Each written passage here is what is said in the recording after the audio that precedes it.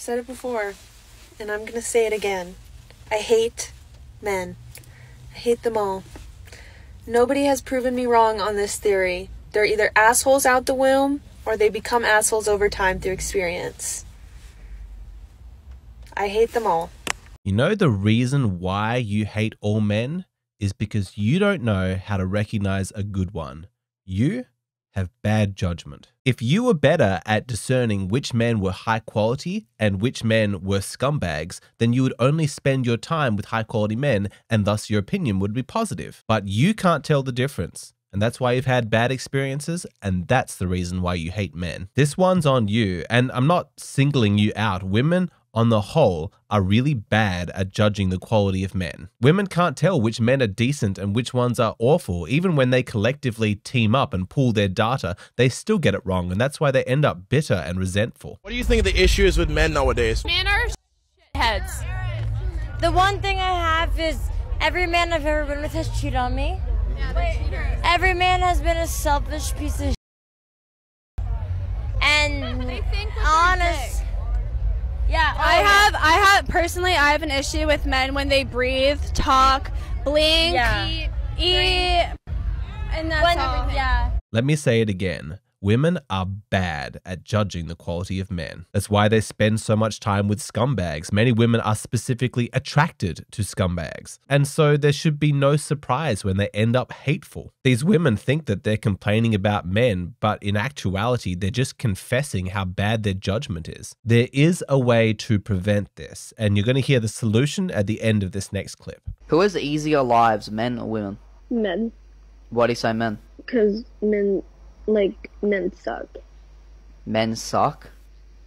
Yeah, so they just have the easier life. You guys just have, like, shitty personalities. You guys just, like, suck.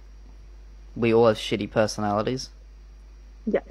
How does that give us an easier life, though? Because it just does. Isn't that kind of sexist?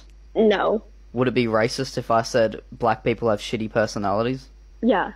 So wouldn't it make you sexist if you say men have shitty personalities? Okay, but you can't tell me you've met a man that has, like, an okay personality. That's, like, is it a shitty person? Do you have a father? That I haven't seen in 3 years. That explains a lot.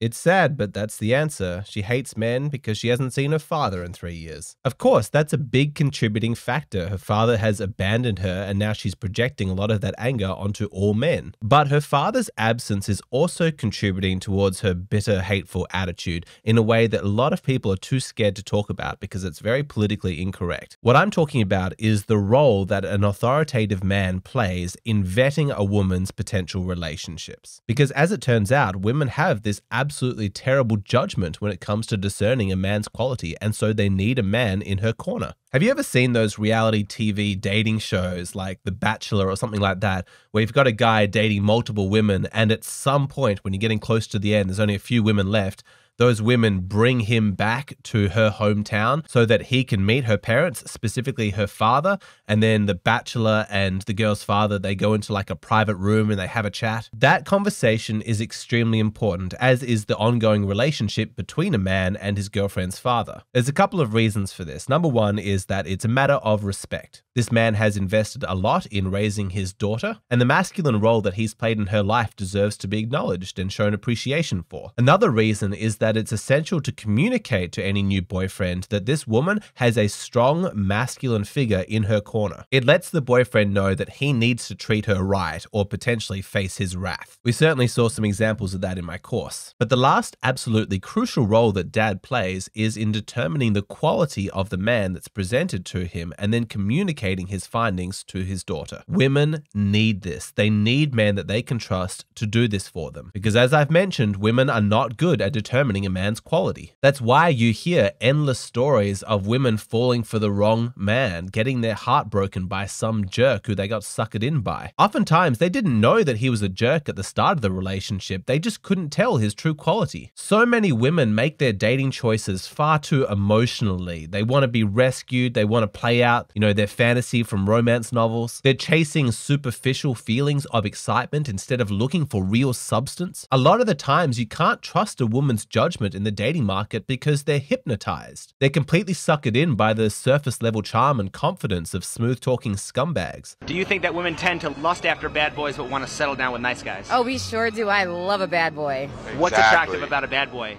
They just have that quality that just is so attractive. You know? How do bad boys treat women? Horrible. So then why would you want to be with a bad boy when they treat you badly? Because they do other things that the good ones don't. Like what? I don't want to go there. We know. We know.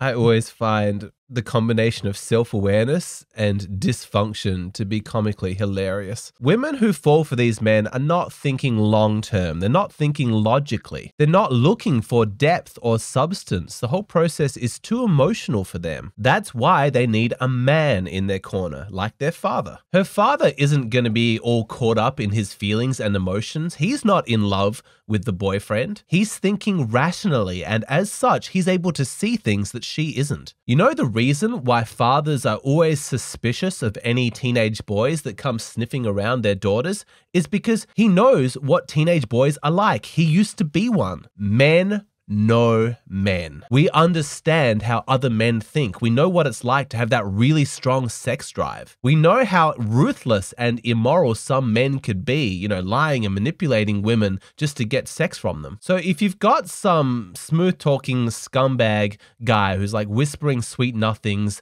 in a girl's ear, you know, getting her all excited, all emotional, he might successfully hoodwink that girl, you know, get her to fall for his confidence, for his shtick. But her father's not going to fall for that. Man to man, he's going to know what's up. He's going to be able to tell his true quality a lot better than she's going to. Now, let me be absolutely clear. I'm not talking here about regressing to some old-fashioned system where fathers pick out husbands for their daughters. What I am saying is that we shouldn't just cast out the wisdom from the past. In addition to a woman consulting her own feelings, her own emotions, her own desires when it comes to who she wants to date and who she wants to marry, it would really, really benefit her if she also listened to the opinions of trusted men in her life. If she wants a quality man who's going to treat her best, then she would do well to consult both of those avenues. Use all that information in combination to make her decision. One of the biggest disasters of absentee fathers is that that's been lost. Not having a dad around is awful for so many reasons, but one of the most important ones from a woman's perspective is losing his input into her dating life. Women who don't have a strong, trusted man in her corner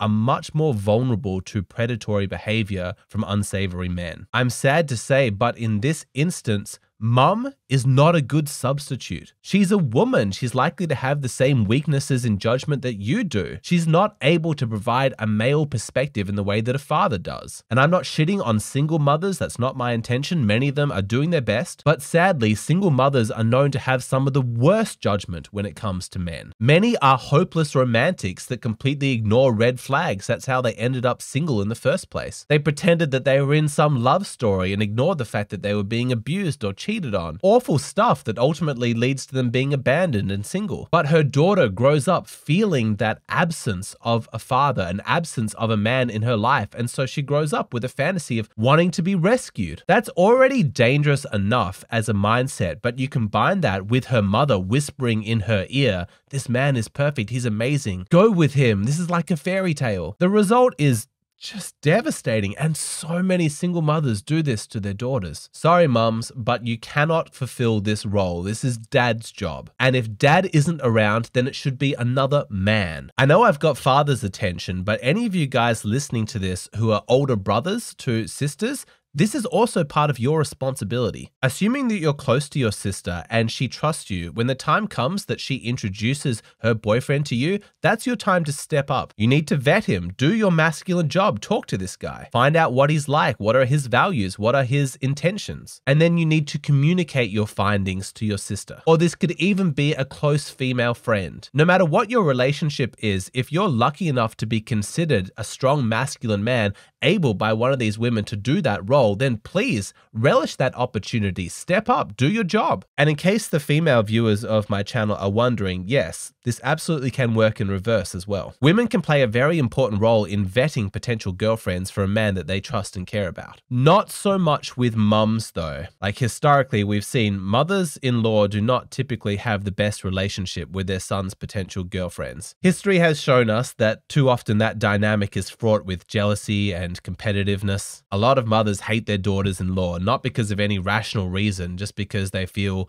jealous or put out that their son is moving on and going to another woman. Sorry, I do know that there are exceptions to that, but on the whole, mums are not good at fulfilling that role. But as a man, hopefully you have some close female friends you trust. Maybe you're close with your sister. You can benefit from their female perspective. Introduce your new girlfriend to those women and then hear their thoughts. As women, they understand other women and they may be able to see or pick up on things that you have overlooked. A high quality woman would love to meet your sister that you're close to. Fantastic, I want to get to know your family. This is a chance for me to demonstrate my quality. A chance for her to show off how much she loves you.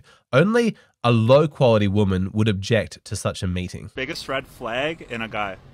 Somebody that says they work for a tech startup. Someone who loves his sister.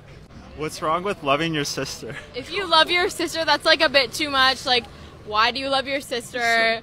Of course, a low-quality woman who wants to manipulate the man that she's with and exploit him is obviously going to be threatened if he has a close relationship with his sister because she's in her way. She's another woman who could potentially smell out her fraud. No, she doesn't want that. He's easier to manipulate if she manages to isolate him, and she is the only woman in his life. The same goes for predatory men. They specifically seek out isolated, lonely women who don't have men in their lives because they're easier to exploit. If she has strong male friends, brothers, fathers in her corner watching her relationship to make sure she's being treated right, then this predatory man's not going to be able to get away with all the scumbag behavior that he wants. Predatory men, they prey on vulnerable women. It's very dark, and predatory women do the same thing. And so let's return to where we started. I hate men.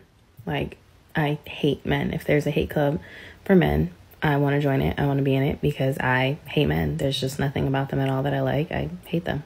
Do you see why when you hear a woman make a confession like this, it's safe to assume that she does not have men in her life that she can trust? Platonic relationships like a father, a brother, a male friend, someone who's looking out for her not because they want sex from her, but just because they love her. She lacks those relationships, and that's a tragedy because without them, then she has no one to vet the men who are coming into her life through dating. She doesn't have the benefit of their male judgment, and so she's making decisions emotionally. She's falling for scumbag men. She's getting her heart broken, and she ends up in a bed with full makeup on for some reason, but complaining on social media about how much she hates all men. She ends up bitter, hateful, and sexist because the only men that she's encountering are the ones in the dating market who are using her for sex. So men, when you become a father, please keep a close relationship with your daughter right through to adulthood. Your job does not finish when she turns 18. You being there and a close part of her life is going to be absolutely essential